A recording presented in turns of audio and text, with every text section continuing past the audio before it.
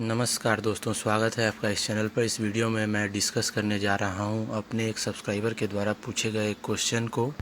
Question ये है कि क्या आप बता सकते हैं कि चोपन चुनार रूट की स्पीड लिमिट कितनी है।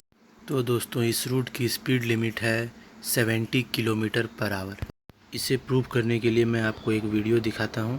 जैसा कि आप देख सकते हैं, चोपन से चुनार रूट को मैंने सर्च किया तो इसके बीच इतनी सारी ट्रेन्स आ गई।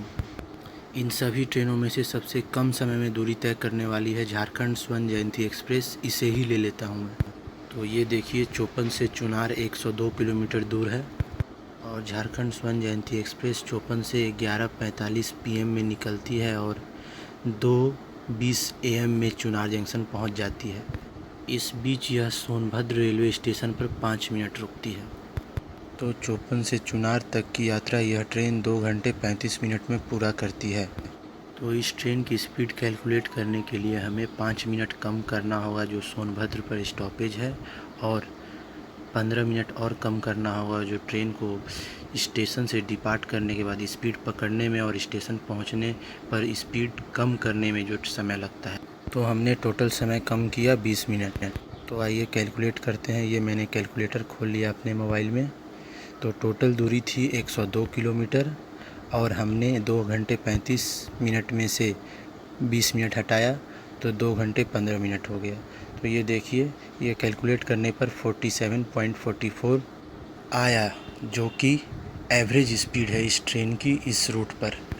मगर ये ट्रेन पूरी दूरी इस रफ्तार से तय नहीं करती है। चोपन से चुर्क के बीच कई सारी पहाड़ियाँ और पुल हैं, तो मान लीजिए कि यह ट्रेन 40 के रफ्तार से चलती होगी।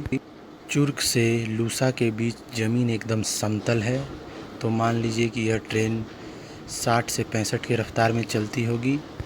उसके बाद लूसा से चुनार के बीच फिर थोड़ी बहुत छोटी मोटी पहाड़ियाँ हैं, तो वहाँ भी मान लीजिए कि ट्रेन 40 के ही रफ्तार से चलती होगी। तो इस रूट को मैंने 3 भाग में डिवाइड किया, जहाँ ट्रेन 40 के रफ्तार से, फिर 65 के रफ्तार से, फिर 40 के रफ्तार से चलती है। तो आइए कैलकुलेट करते हैं इस ट्रेन की स्पीड।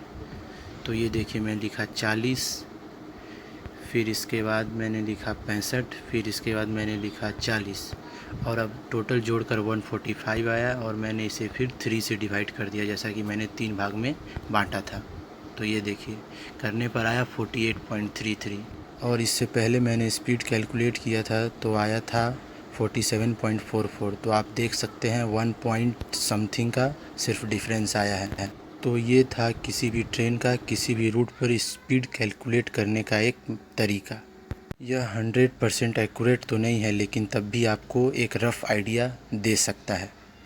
और अब इस रूट में इलेक्ट्रिफिकेशन भी हो ही गया है, तो हो सकता है ट्रेन की रफ़्तार में कुछ तेज़ी आई होगी।